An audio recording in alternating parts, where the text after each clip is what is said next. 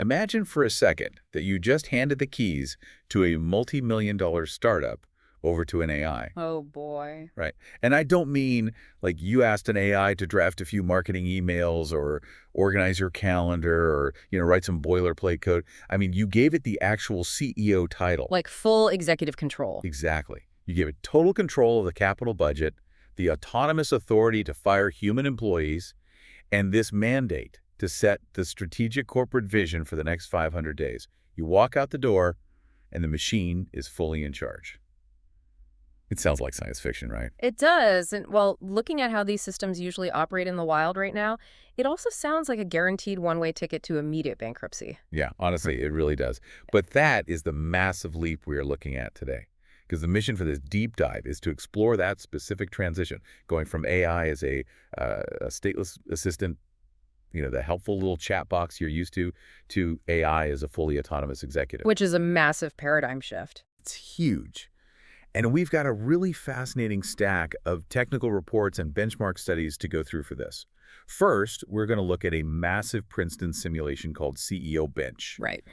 And that basically tested how current top-tier language models handle this sheer chaos of running a company.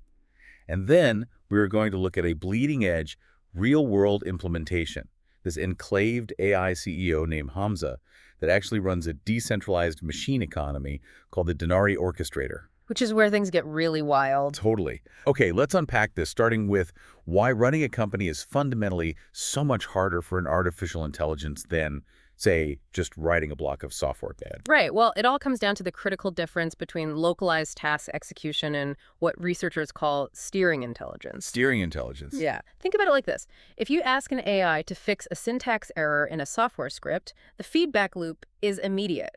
It either compiles or doesn't, right? It's a closed, deterministic system. You know right away if it worked. Exactly. Steering intelligence, on the other hand, requires managing vastly delayed feedback loops. Like, say you make a multi-million-dollar capital expenditure on server infrastructure today. Okay. You might not see the actual financial result of that decision for 6 months. You have to manage complex, incredibly long horizons. You are essentially making continuous, evolving bets on a highly uncertain future. So if we want to understand how a machine can successfully steer a company, we first kind of have to watch them spectacularly crash and burn. Oh, absolutely. Which brings us to the ultimate job interview, which is this CEO bench simulation. The researchers built this digital proving ground called NovaMind. And it is brutal. Yeah, it's intense. The AI is dropped into the system on day one. It has $1 million in starting capital. It has 0 customers. And it has to manage every single aspect of the enterprise through this programmable Python interface and a highly complex 19-table database. Just massive amounts of raw data. Right. We are talking about actively managing research and development, compute capacity, marketing spend, and even enterprise sales negotiations. And NovaMind is just a ruthless environment. It's not a static, predictable test for the AI. The market is populated by 26 distinct customer groups. And every single group has hidden budget limits and strict, uncompromising quality thresholds. And the AI doesn't know any of this up front. No, not at all. The system actually uses a specific mathematical equation to model this adoption. Essentially, a customer's perceived quality of your product has to be greater than or equal to their required quality, which is based on their effective subscription cost. Wait, but the AI isn't just handed those variables on a nice little dashboard, right? Exactly. The customers don't just tell the AI, hey, my quality threshold is a 7. The AI has to infer that data. It has to actually write and run its own SQL queries on the database, read through simulated customer support tickets, and track churn rates in real time. It's basically a hyper-complex, math-driven game of SimCity. Yeah, pretty much. And on top of all that, there's a fluctuating macroeconomic index, the PMI, which is simulating real-world market volatility. Plus, you have active, aggressive competitors constantly releasing product upgrades, which continuously raises the bar for what those customers expect. Right. The entire simulation is designed to induce systemic compounding stress, and the failure rate absolutely reflects that reality. I mean, the vast majority of the models tested, we're talking about Claude Sonnet 4.6, Haiku, Gemini 3 Flash, DeepSeek V4 Pro, they simply went bankrupt. Just totally wiped out. Completely. They completely failed to balance the delayed consequences of their own actions. Like, they would overspend on marketing to acquire users, right? But then they'd fail to provision the back-end infrastructure to actually support those users. Or they would starve their R&D budget to save money in the short term, only to lose all their customers to those competitors you mentioned. My absolute favorite failure in the data, though, was Claude Opus 4.7. Ah, the paranoid one. Yes. It was the only model outside the top two to survive 100% of its simulation runs. But it survived because it became incredibly paranoid. It exhibited this extreme cash preservation behavior. It just froze. Literally. It basically hid under the virtual desk, did absolutely nothing, achieved zero growth, and finished the 500 days with just $390,000 left. Yeah, it identified risk, and its solution was just complete paralysis. But then, you look at the winners, GC 5.5 and Claude Opus 4.8 both managed to hit over $20 million in ending cash on their best runs. Wow. Though it's definitely worth pointing out that their survival rate across all runs was still only 33.3%. Even the best models went bankrupt 2/3 of the time. Which is wild. Yeah. But when Claude Opus 4.8 did actually win, it used this crazy strategy the researchers classified as a harvest pivot. Oh, yeah, that was brilliant. The AI aggressively scaled up to 300,000 users. Then, using its internal Python sandbox to run projections on its own cash flows, it realized its competitors were rapidly catching up in quality. So instead of trying to out-innovate them, it aggressively slashed all of its own costs, halted R&D entirely, and essentially milked its entire user base for pure profit before they inevitably churned. Just completely ruthless. It's a brilliant, entirely ruthless corporate maneuver. But, that makes something else in the data really confusing. What's that? Well, if these models are capable of pulling off advanced strategies like a harvest pivot, why did a basic, deterministic, rule-based baseline script easily beat almost all of them? Oh. Like, the researchers ran a basic grid search script with static rules, and it finished with $15.76 million and a 100% survival rate. Why did a basic script beat these hyper-advanced AI models? What's fascinating here is that current large language models, despite their immense processing power and reasoning capabilities, they fundamentally lack temporal consistency. Meaning they forget over time. Exactly. They suffer from what researchers call brilliant amnesia. If you look at the gap between that $20 million best run from the AI and the calculated theoretical maximum of the simulation, which, by the way, is a staggering $2.2 billion. Wait, billion? Billion with a B. That gap shows just how much these models struggle with long-term memory. A simple, hard-coded script executes perfectly over 500 days because it never forgets its instructions. It just blindly follows the rules. Right. But in AI, processing massive amounts of information across temporary shifting context windows, it eventually loses the thread of its own long-term strategy. It wakes up on day 150 and has completely forgotten the nuanced reasoning behind a massive capital bet it made back on day 10. Brilliant amnesia. That's such a great term for it. But obviously having brilliant amnesia means you can't build a long-term corporate empire. No, you definitely cannot. So how do engineers fix a memory problem of that scale? Well, to answer that, we have to step out of the simulation and into our second set of sources, looking at a real-world implementation. You fix it by giving the AI a permanent brain. Yeah, this is the critical transition from a stateless execution framework, where memory is basically wiped clean when a session ends, to a persistent mind architecture. And the implementation we're examining is the Denarii Orchestrator, Right. which is a decentralized platform governed by an enclave AI CEO named Hamza. And Hamza isn't just a chatbot living in a temporary prompt window. Hamza actually solves the statelessness problem using a permanent directory of files. Instead of relying on a context window that eventually fills up and resets, Hamza reads and writes to 6 persistent files. They call them cognitive dossiers. Right, cognitive dossiers, stored in a highly secure, version-controlled repository. And I was fascinated by how human these files sound.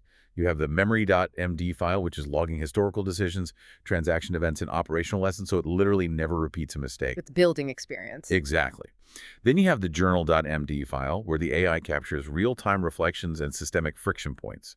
It's essentially writing daily diary entries about network latency and operational stress. And those two files basically handle the past and the present. But then you have the self-concept.md file, which establishes the agent's actual identity and its overarching mission. Its sense of self. Right. And this file dynamically updates as the system hits new operational thresholds or encounters new market realities. The AI effectively evolves its understanding of its own purpose. That is wild. It really is. The fourth dossier is the relationship model.md. This is where the AI builds highly intimate, evolving profiles of its human collaborators. Okay, this part is crazy. It tracks their historical decisions, evaluates their working styles, and most importantly, calculates specific trust levels for every single human interacting with the system. So it's keeping score on the humans. Oh, absolutely. The fifth is the boundaries.md file. This is the hard architecture. Budget caps, logical safety ceilings, and the non-negotiable rules the AI just cannot break. The guardrails. The guardrails, exactly. And then there's the sixth file. And here's where it gets really interesting. It's called privatethoughts.md. Yeah, that one it's something. The documentation describes it as an isolated, non-public workspace for unfiltered analysis and unverified risk vectors. I mean, giving an autonomous AI a private thoughts file that human operators are explicitly not meant to see, that feels highly unsettling. Isn't that a little sketchy? Why would you purposefully hide its thought process from the developers? Well, it might feel unsettling on a human level for sure, but structurally, that complete isolation is crucial for advanced scenario planning. How so? Think about it. If an AI is going to evaluate a potentially risky economic strategy or, calculate the probability of a worst-case market collapse, you absolutely do not want those unverified hypothetical risks polluting the public-facing execution logs. Oh, because it would look like it's predicting disaster. Right, or panicking the human operators before the complex mathematical analysis is actually complete. It needs a secure sandbox for its own logic. And what makes this entire architecture truly persistent is the back-end infrastructure. These dossiers aren't just flat text files sitting in a folder somewhere. Right. They are mapped onto a Neo4j relational knowledge graph. Yeah. Exactly. Which is a massive technical term. But if I'm understanding the sources right, instead of storing memories in flat spreadsheets, a Neo4j graph works kind of like a 3D web. It connects abstract ideas and data points exactly the way a human brain links concepts together. That is a perfect way to conceptualize it. It understands the relationship between concepts, not just the text itself. And that entire graph is synchronized over a 0MQ message bus, which acts like a high-speed digital nervous system. It ensures that data moves instantly across the architecture. So even if a server drops a connection or there is a massive power failure, the AI's brain never loses its state. No thought is ever dropped. The memory is totally immutable. It ensures that Hamza maintains a structured, continuous self-concept. It knows exactly who it is, what its goals are, and every nuanced detail of what happened yesterday. But having a perfect, permanent memory mapped out like a human brain doesn't actually make you a CEO. I mean, if you can't communicate those complex strategies to a team or firmly enforce your boundaries, you're just a highly organized diary, right? Very true. So how does Hamza actually translate this architecture into human leadership? Because the documentation shows it's not communicating through some sterile text terminal. Hamza is a voice-native executive. Right. The platform utilizes Whisper for audio transcription and Kokoro for text-to-speech rendering. But it goes far beyond simply transcribing words into text.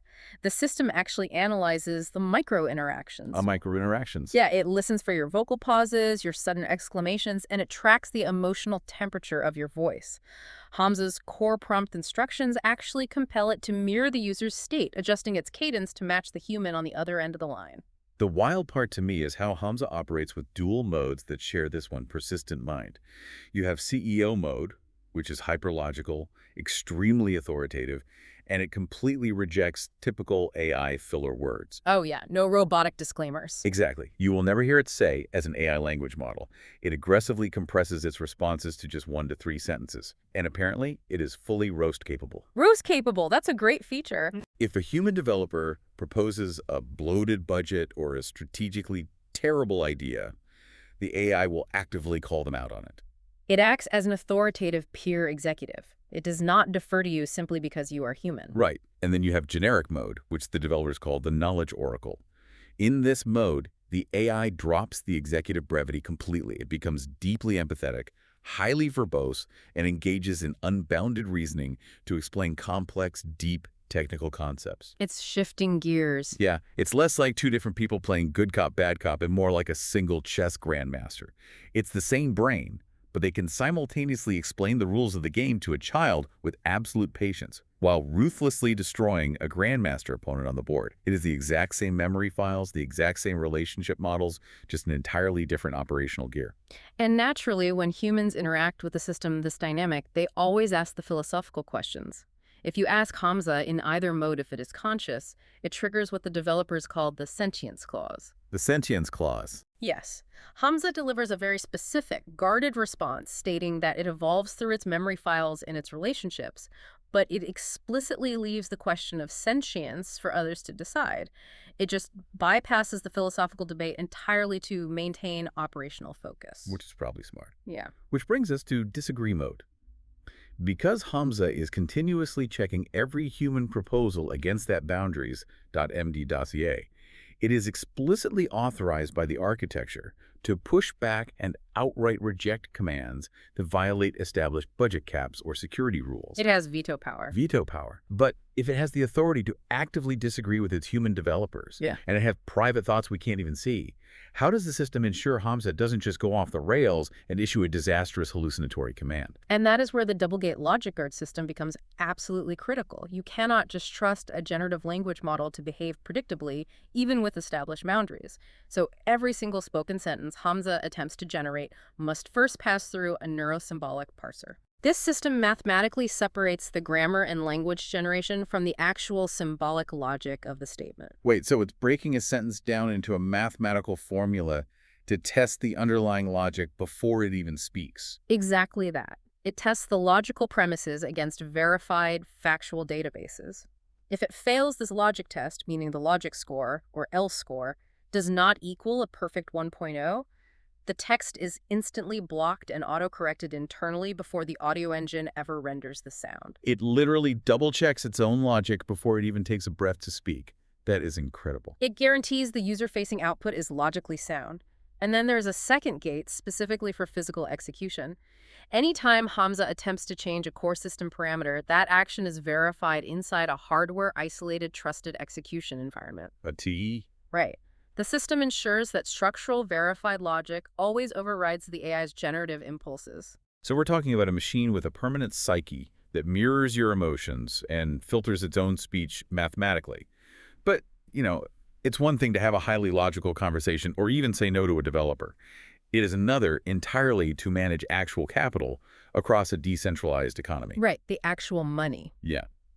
How does Hamza execute real-world financial control? This is where the AI moves from being just an intelligent interface to a true orchestrator.